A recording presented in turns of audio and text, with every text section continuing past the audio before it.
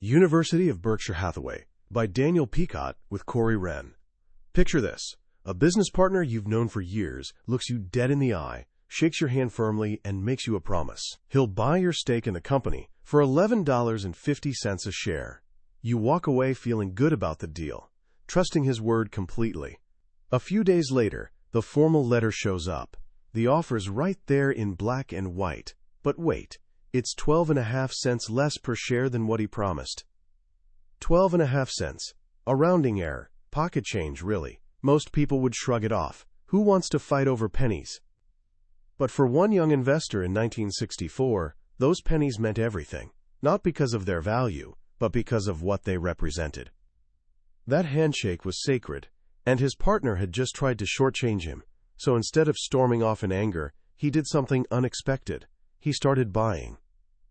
And buying. And buying some more. He kept going until he owned the whole damn company. And then he fired the guy who tried to cheat him. That young investor was Warren Buffett. That struggling, unremarkable textile company was called Berkshire Hathaway. And that moment of principle over pennies kicked off one of the most legendary wealth creation stories the world has ever seen. Today we're stepping into a very exclusive classroom, the University of Berkshire Hathaway. For more than 30 years, authors Daniel Pecaut and Corey Wren had front-row seats at Berkshire's annual shareholder meetings. They scribbled notes furiously, while two of the planet's sharpest minds, Warren Buffett and Charlie Munger, held court. This wasn't just entertainment. It was a masterclass in business, investing, and life itself. This book is essentially a 3-decade conversation with genius, transcribed for the rest of us. Here's my promise. By the time we're done, you'll have earned your degree from this university. You won't just know what these billionaires did. You'll understand how they think. You'll learn the simple, timeless principles that let them navigate market crashes, speculative bubbles, and financial panics with a calm, almost eerie rationality. This isn't just about getting rich. It's about cultivating wisdom, discipline, and the quiet confidence that comes from thinking for yourself. So grab a seat. Class is starting. To really get the Berkshire Hathaway story, we need to rewind to a pivotal moment in Warren Buffett's life. Picture him as a young student at Columbia Business School, sitting in a classroom taught by Benjamin Graham. Graham wasn't your typical professor. He was the godfather of something called value investing, and he was about to change Buffett's life forever. Graham's core lesson was beautifully simple. Investing comes down to two things: price and value. Price is what you pay. Value is what you get. Seems obvious, right? But here's where it gets interesting. Graham noticed that the stock market behaves like an emotionally unstable business partner. Some days, this partner is ecstatic and wants to sell you shares at sky-high prices. Other days, he's having a complete meltdown and will practically give you those same shares for nothing. The trick, Graham taught, is to tune out the emotional noise. Your real job is to figure out what a business is actually worth, its intrinsic value, and then wait patiently for your moody partner to have one of his panic attacks and offer you an incredible deal. In other words, buy $1 worth of value for 50 cents. But Graham added one more critical piece: the margin of safety. Don't buy $1 for 97 cents. The gap between price and value needs to be massive. As Buffett later put it, when you build a bridge, you make sure it can handle 30,000 pounds, but you only drive 10,000-pound trucks across it. That cushion protects you from bad luck, terrible timing, and your own inevitable screw-ups. Early in his career, Buffett was Graham's prize student. He hunted for what he affectionately called cigar butts, deeply unloved, beaten-down companies trading for less than the cash sitting in their bank accounts. They were like soggy cigar butts lying on the sidewalk, gross and unappealing, but with one free puff left. You could pick it up, take that last puff, and toss it. Not glamorous, but profitable. That's exactly what Berkshire Hathaway was in the early 60s, a dying New England textile mill, a classic cigar butt. But then Buffett met someone who would completely transform his thinking: Charlie Munger. Munger was also from Omaha, and he was every bit as brilliant as Buffett, just in a different way. He had zero interest in soggy cigar butts. Charlie looked at the world through a different lens. He argued, why buy a mediocre business at a bargain price when you could buy a fantastic business at a fair price? A truly great business, he reasoned, would compound its value year after year. The business itself would do the heavy lifting. This was revolutionary for Buffett. It went against everything his hero Ben Graham had taught him. But the more they talked, the more it clicked. Their first real test of this new philosophy came in 1972 with a little California company called See's Candy. By Graham's traditional metrics, See's looked expensive. The price was way higher than the company's physical assets were worth. Old Buffett would have walked away immediately. But new Buffett, influenced by Munger, saw something else entirely. He saw a brand people adored. A product that made people genuinely happy. Customers who returned year after year for Valentine's Day and Christmas. A business that printed cash and didn't require much capital to keep growing. They paid $25 million for See's. Since then, it's generated over $2 billion in pre-tax profit for Berkshire, requiring almost no additional investment. See's became their laboratory. It taught them the incredible power of a beloved brand and loyal customers. As Buffett later admitted, without See's, we never would have bought Coca-Cola. That single purchase, that one shift from cigar butts to wonderful businesses, unlocked Berkshire's future. But there was another secret weapon quietly humming away inside Berkshire, supercharging their returns. To understand it, we need to talk about insurance. In 1967, Buffett bought an insurance company called National Indemnity. On the surface, pretty boring stuff. But Buffett saw something almost magical, the float. Here's how it works. When you pay your car insurance premium, the money goes to the insurance company immediately. But they don't have to pay out claims until accidents actually happen, which could be months or years later. That pile of money sitting there, premiums collected but not yet paid out, is the float. Essentially, it's a massive interest-free loan from policyholders that the insurance company can invest.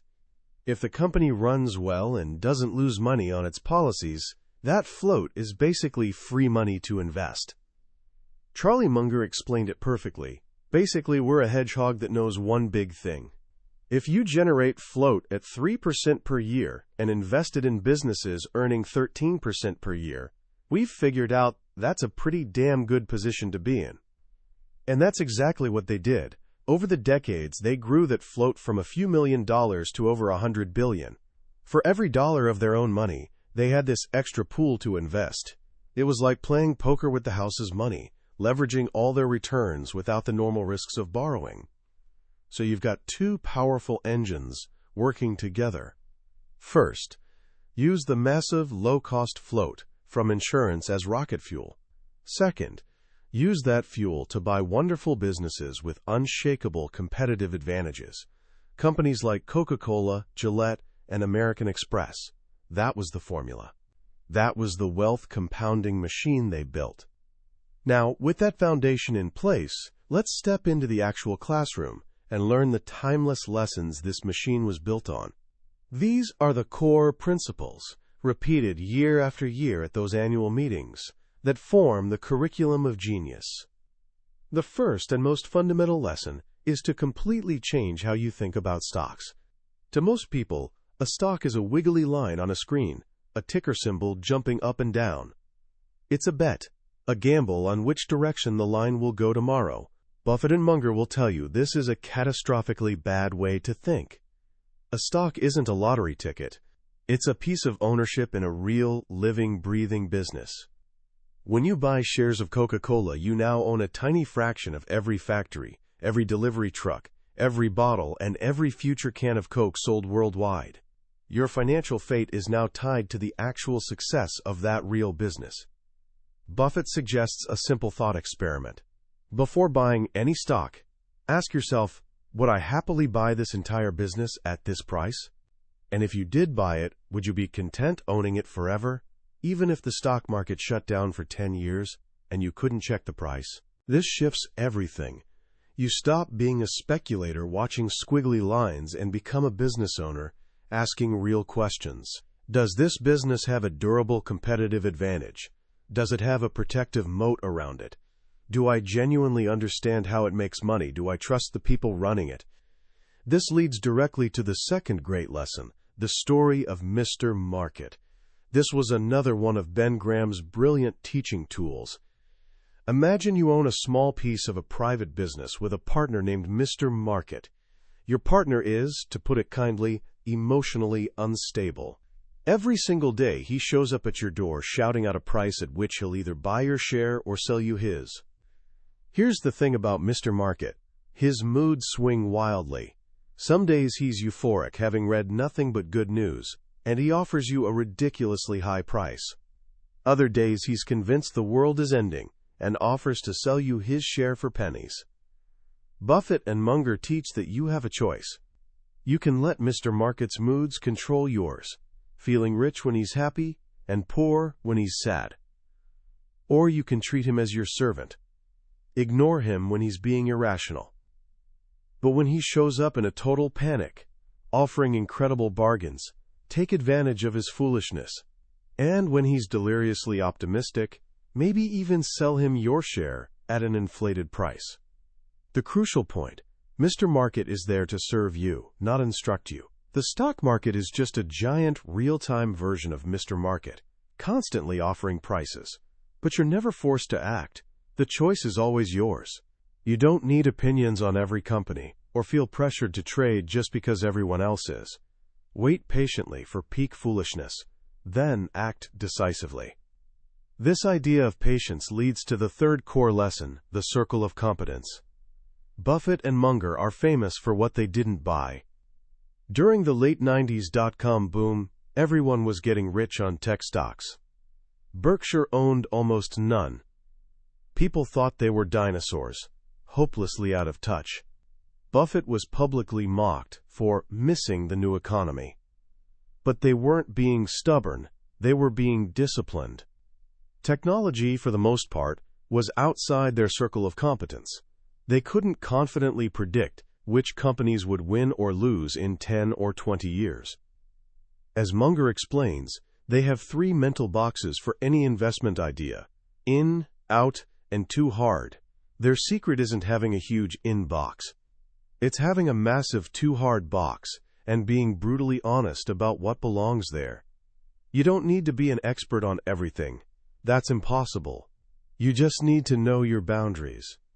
As Buffett says, you don't have to swing at every pitch. In investing, there are no called strikes. You can stand there watching thousands of pitches go by.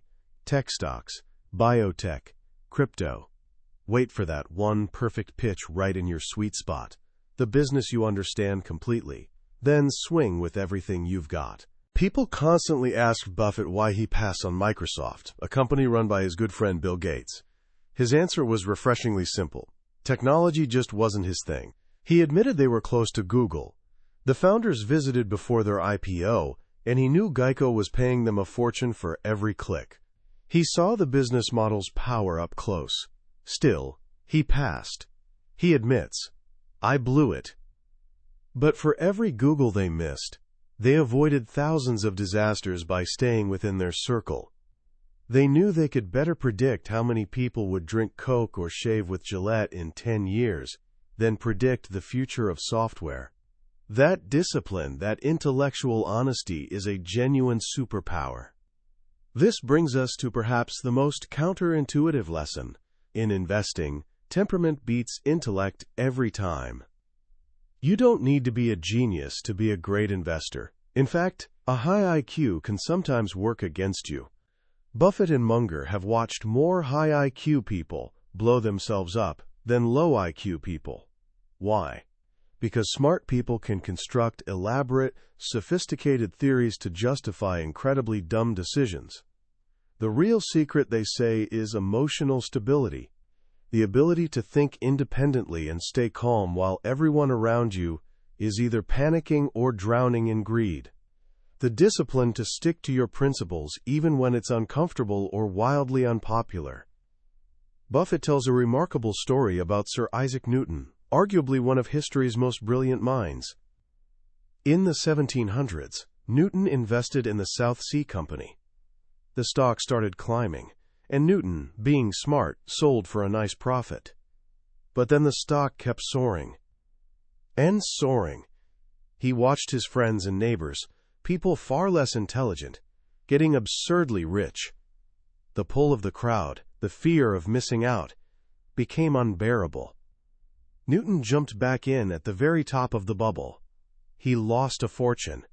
Afterward he famously said, "I can calculate the motion of heavenly bodies, but not the madness of people."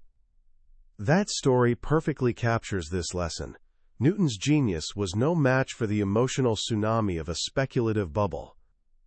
Investment success has far less to do with raw intelligence and everything to do with behavior. It's about cultivating a mindset that lets you be fearful when others are greedy, and greedy only when others are fearful. This leads to another pillar of their philosophy, a deep distrust of forecasts and complexity. Buffett often jokes, "Forecasts tell you a great deal about the forecaster. They tell you nothing about the future." And, quote, "Don't ask the barber if you need a haircut." He and Munger pay almost zero attention to macroeconomic predictions, where the economy's heading, what interest rates will do, which way the market's going. They spend all their time on individual businesses. Their reasoning is elegantly simple. The future is unknowable. Trying to predict it is a fool's errand. It's far more productive to focus on what you can know, the quality and value of a specific business right now. Here's a stunning example.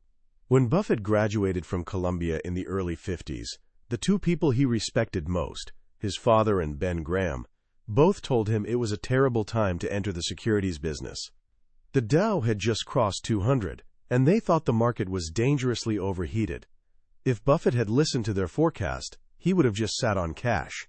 Instead, he ignored the forecast and focused on finding undervalued businesses. That made all the difference. This distrust of forecasts extends to complexity. On Wall Street and in business schools, there's an unhealthy love affair with complicated formulas stuffed with Greek letters. One famous example is EBITDA, earnings before interest, taxes, depreciation, and amortization. It's a way of looking at earnings that conveniently ignores real costs. Munger's advice is delightfully blunt. Everywhere you see EBITDA in an analyst's report, just replace it with bullshit earnings. They believe if you need a spreadsheet and calculator to figure out if something's a good investment, the answer is probably no. Truly great ideas, the real no-brainers, should smack you over the head with their obvious simplicity and value. Of course, finding and running great businesses requires great people, and that brings us to their management philosophy. When asked how he finds such exceptional managers to run Berkshire's dozens of companies, Buffett jokes, "We cheat." He doesn't try finding promising young graduates and molding them. He simply buys businesses already run by managers he admires. His primary job is finding people who love their business more than they love money. People who'd keep running their company with the same passion and integrity, even if they never needed to work again. Once he finds them, his second job is getting out of their way. Berkshire headquarters employs fewer than 30 people. There are no corporate budgets imposed from above, no quarterly earnings calls, or pressure to meet Wall Street's expectations. He gives managers one simple instruction, sent in a letter every 2 years. Run your business as if it's the only asset your family will own for the next 100 years. And he adds one critical rule, the newspaper test. He asks them to consider how they'd feel if any action they were contemplating appeared on the front page of their local paper, written by a smart but unfriendly reporter, and read by their family, friends, and neighbors. As he famously testified before Congress during the Salomon Brothers scandal in the 90s, "Lose money for the firm, and I will be understanding. Lose a shred of reputation for the firm, and I will be ruthless." This unwavering focus on integrity, on a culture built on trust and autonomy, makes Berkshire the preferred home for family-owned businesses. Sellers know that selling to Berkshire isn't like selling to a private equity firm that'll load the company with debt and flip it in 5 years. They're selling to a permanent owner who'll honor their legacy. This long-term, rational approach hasn't just made them successful, it's also made them incredible observers of human foolishness. Throughout the 32 years covered in this book, Buffett and Munger consistently warned about major speculative bubbles long before they burst. In the late 80s, they cautioned against the, quote, creative financing of the junk bond mania, predicting it would end with blood in the streets. It did. In the late 90s, they compared the dot-com bubble to a chain letter, where early participants get rich at the expense of latecomers. That bubble burst spectacularly. And in the years before 2008, they warned about derivatives, calling them financial weapons of mass destruction. They pointed out the absurdity of the subprime mortgage market, where, as Munger put it, Skid Row bums were swept up and given easy-term mortgages. We all know how that ended. They weren't being prophets, they were simply being rational. They saw systems with misaligned incentives, where complexity hid risk, and where herd mentality had taken over. They didn't know when the bubbles would burst, but they knew anything built on foolishness couldn't last forever. This brings us to their broader worldview. Despite all the problems, panics, and recessions they've lived through, both men are profound optimists, especially about America. Buffett often tells students that a baby born in America today is the luckiest person in human history. He points out that since his birth in 1930, the country's been through a Great Depression, a World War, a Cold War, and 15 recessions. Yet the average standard of living has increased sixfold. The system, for all its flaws, works. It unleashes human potential in a truly extraordinary way. This optimism is tempered with deep humility and gratitude, captured in Buffett's thought experiment called the ovarian lottery. Imagine it's 24 hours before you're born. A genie appears and says you get to design the political, economic, and social rules of the society you're entering. The catch? You don't know your circumstances. You don't know if you'll be born male or female, black or white, rich or poor, brilliant or disabled. What kind of world would you design? You'd want a system creating lots of prosperity, encouraging innovation and growth. But you'd also want a safety net taking care of those who, through no fault of their own, didn't draw a lucky ticket. Buffett says he and Munger won the ovarian lottery. They were born male, white, in America, at a time when those things were huge advantages. And they were born with brains wired to excel at valuing businesses in a market system that pays crazy money for that skill. In Afghanistan, he says, we wouldn't be worth a damn. This perspective is why they believe the wealthy have a responsibility to give back to the society that made their success possible. As we near the end of our curriculum, the final lesson is perhaps the most personal: how to live a good life. Year after year, shareholders asked for life advice. Their answers were always simple, practical, and profound. Their number one piece of advice? The best investment you can ever make is in yourself. Your mind and body are the only assets you're guaranteed to have your entire life. Buffett tells the story of how he was terrified of public speaking as a young man. He'd get physically ill just thinking about it. So he signed up for a Dale Carnegie course. Cost him $100. He says the diploma is the most valuable one hanging on his office wall because it unlocked his potential and changed his life. Munger adds another layer. He says, make it a practice to go to bed each night a little wiser than when you woke up. Read voraciously, be a learning machine. If you rise slowly but consistently, you're sure to rise. And finally, they talk about what really matters. When it's all said and done, Buffett says, you're successful if the people you hope love you actually do love you.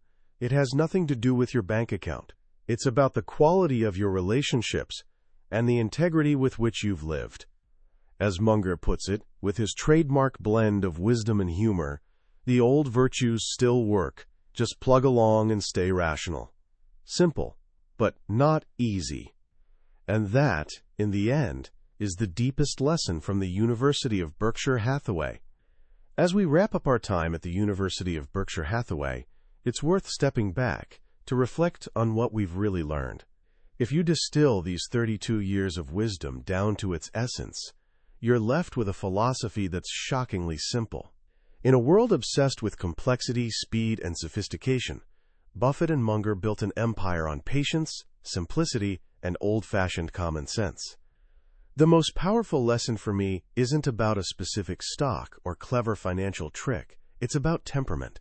It's the radical notion that your behavior, your emotional discipline, matters far more to your long-term success than your IQ or fancy degrees. It's about training yourself to be still when others are frantic, to stay rational when others are caught in emotional storms. This isn't just an investment strategy. It's a life strategy. Their entire philosophy inverts Wall Street's conventional wisdom. Wall Street says diversify broadly. They say concentrate on your best ideas. Wall Street says watch the market every second. They say you'd probably do better checking stock prices once a year. Wall Street sells complexity.